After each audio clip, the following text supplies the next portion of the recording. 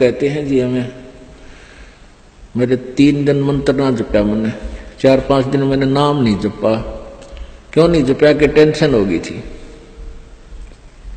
अरे भले आदमी टेंशन तो हो जा, खैर टेंशन भी हो जा, लेकिन भगवान की भक्ति भी अपना करता रहे दुखी सुखी हो गए।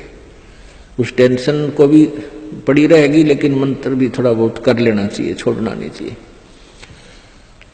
अब ये तो मंत्र इस काल ने तो इतनी टेंशन कर रखी है इस प्राणी के साथ में, गिनती है को ना।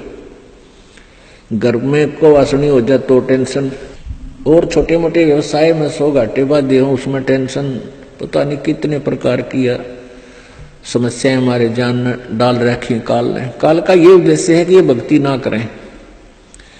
जब इनको मनुष्य शरीर प्राप्त हो तब तो इनमें इतनी टेंशन भर दी या विकार भर दिए, कोई घुट्टी लावे, कोई जुआ खेले, कोई दारू पीवे, बीड़ी पीवे, सिगरेट पीवे, कोई 2 नंबर के काम में, कोई कोठी बनाने के काम में, यानी को इनको सबको ऐसा व्यस्त कर रखा है कि फुर्सत है कोई ना। और फिर अब ये है भक्ति का समय आ गया, अब ये भक्ति युग आ गया, भक्ति का काल आ गया, समय भक्ति काल, बिचली पीढ़ी आएगी।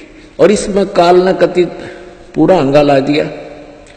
ऐसे ये टेक्निकल जो ना ऐसे बना दिए इलेक्ट्रॉनिक इंस्ट्रूमेंट, जैसे mobile phone, TV, satellite, internet, कि ये जी जब भी आंख खुले रात में या तो मोबाइल में बकवास देख ले, या सामने टीवी रिमोट से ऑन, उठ कर भी ना जाना, रजाई में पड़ा पड़ा ऑन कर ले, उसमें नाचने गाने बकवास सुन ले। यानी भक्ति से कोसों दूर रहे ये प्राणी।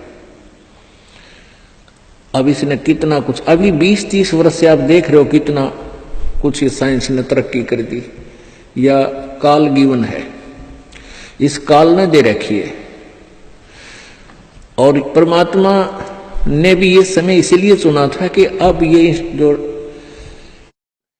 जो साइंस के इंस्ट्रूमेंट हैं ये हमारा काम आएंगे।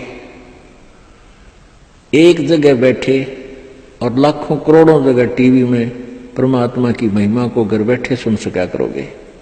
हम इनमें बकवास क्यों देखेंगे? हम भगवान देखेंगे, परमात्मा की चर्चा सुना करेंगे, तो हम इसका सदुपयोग करेंगे।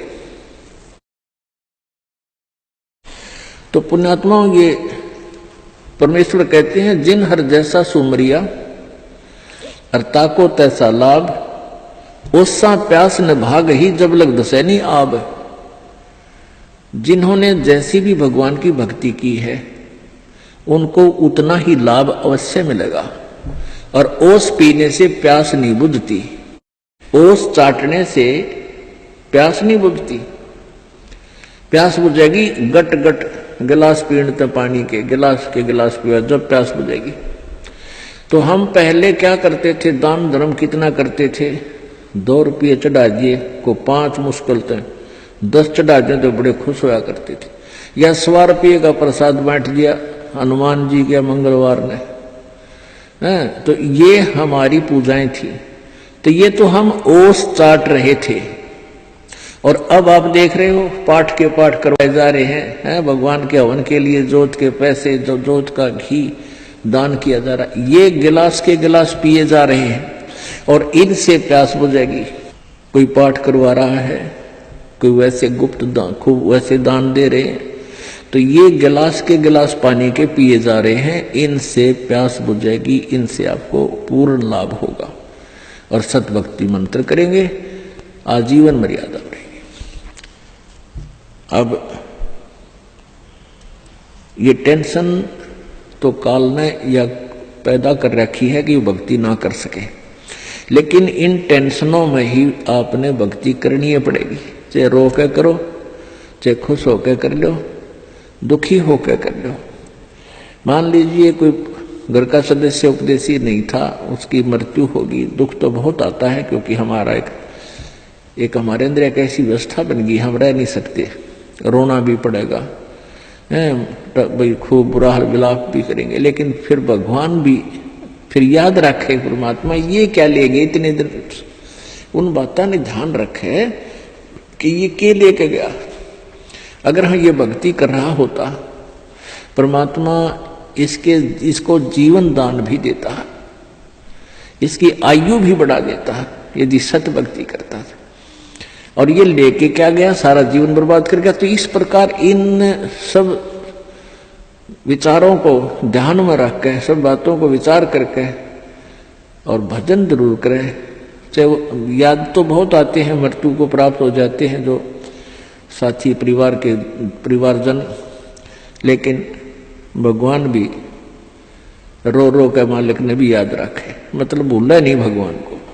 और भी कई प्रकार की टेंशन हो जाती है, किसी प्रकार की कई चिंताएं होती हैं, लेकिन चिंताएं तो हैं, चिंता भी नाम से ही समाप्त होंगी और परमात्मा की भक्ति तक करनी पड़ेगी, इन चिंताओं में करनी पड़ेगी।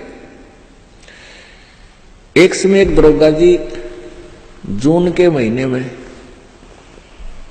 यानी गर्मी के मौसम में घोड़ी पर सवार होकर जा रहा था किसी दूसरे गांव में। रास्ते में किसान ने रहट जोड़ रखा था, रहट, हरहट। वो रहट क्या होता था कि उसमें एक पुली होती थी लोहे की, उस पुली के ऊपर के ऐसे एक चैन डाल दी जाती थी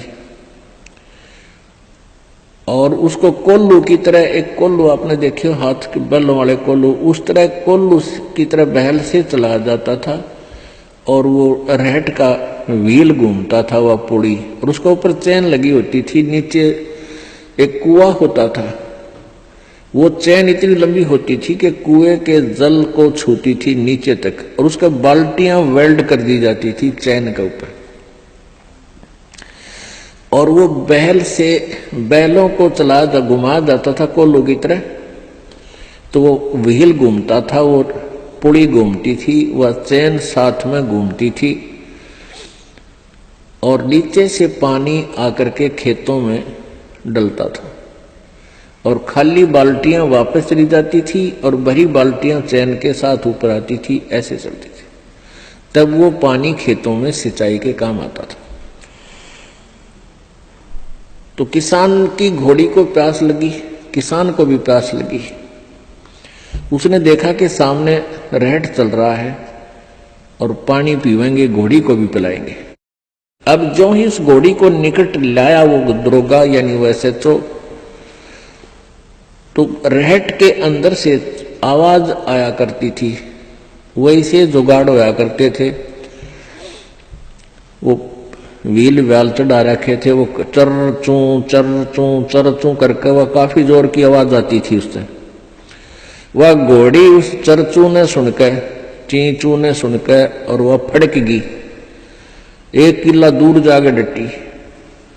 दरोगा जी गुस्से में हो गए, करे किसान या चू चू बंद कर दे भाई, ची चू बंद कर दे, मेरी घोड़ी डर रही है, मैंने पानी पीना और पिलाना है। अब किसान ने वो बैल रोक दिए, जो बैल चल रहे थे, कोल्लू को सा फिरा रहे थे, उससे वो चलने से आवाज आ रही थी, पानी भी आ रहा था। तो किसान ने वह बैल रोक दिया, तो पानी आना, जल आना भी बंद हो गया और आगे जल सीधा खेत में जा रहा था। खेत में जल साथ साथ वह जमीन प्यासी थी, पी रही थी। जल घोड़ी के पीने योग्य एकत्रित नहीं रहा, घोड़ी निकट आई, जल था नहीं। दरोगा जी ने कहा कि एक किसान जल निकाल। उसने फिर बैल का डंडा मार दिया, बैल चला तो चू ची चू, फिर हुई घोड़ी, फिर भागी। वो किसान को उसने कहा, दरोगा ने गया चू चू बंद करवा, ची चू बंद कर। उसने फिर बैल रोक दिया, वो फिर घोड़ी लिया, पानी पाया नहीं। तब वो किसान बोला, दरोगा जी इस चींचू में पी गए तो पी गए ना, दोनों मरोगे तुम। तो ये चींचू में ही पीना पड़ेगा ये जल, राम नाम का भाई। जब राम नाम बंद कर दिया तो भक्ति गई, वह चू चू तो फिर फायदा क्या हुआ, वह टेंशन तो सह से भक्ति और बर्बाद होगी। तो इस चींचू में पानी पीना पड़ेगा, जल पीना पड़ेगा भाई, हिम्मत रखो और एक दिन परमात्मा ऐसी कृपा करेगा या चींचू भी बंद हो जाएगी, क्योंकि परमात्मा के नाम से सब दुख दूर होते हैं। कबीर 5 पहर धन दे गया और 3 पहर रया सोए, एक पैर हरि ना भजा फिर मुक्ति कहां से होए।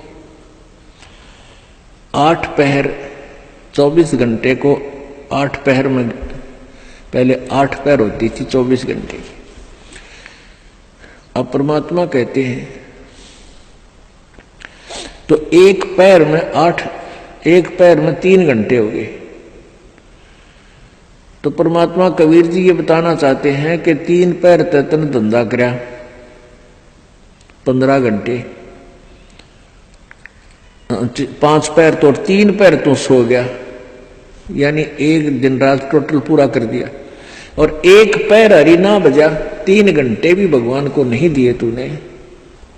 5 पैर धन दे गया, 3 पैर रया सोए, एक पैर हरि ना जप्यो मुक्ति कहां से हुई। यानी टोटल 3 घंटे परमात्मा ने बता दिए कि पूरे 24 घंटे में 3 घंटे आप भगवान के भजन में अवश्य लगाओ। और उनका ये नहीं है कि स्पेशल एक जगह बैठ के लगा लो, बहुत समय होता अपने पास। जैसे आप जी कोई मजदूरी के लिए जाते हो, घर से वहां तक घंटा एक लगे, मालिक का सिमरण करता जा। बस में बैठकर जा रहे हो कहीं काम, बस वहां भक्ति करें। खेतों में जा रहे हो, खेतों से घर से लेकर वहां तक जो खूब भक्ति करे, अपना मंत्र ने याद रखे। और बहुत से ऐसे कार्य हैं जो काम करते करते भी हम भगवान की भक्ति कर सकते हैं। जैसे खेत में आली हल जोतता है, हमने देखे पहले ही आली में लक्ष्मी चंद की रागनी गाए जाते, हल भी जोड़े जाते। तो आप भगवान की भक्ति भी करे, कभी आरती करने लग जाए, कभी भगवान की वाणी बोलने लग जाए, कोई फिल्मी गाने गावा है, कोई और बकवास सोच रहा है। तो इस प्रकार हमने अपना सुमरण में 3 घंटे का समय निकालना चाहिए। जैसे सुबह का नित्यनेम आध पौना घंटा लगता है, 15 मिनट की असुर निकंदरमणि 1 घंटा तो हो गया।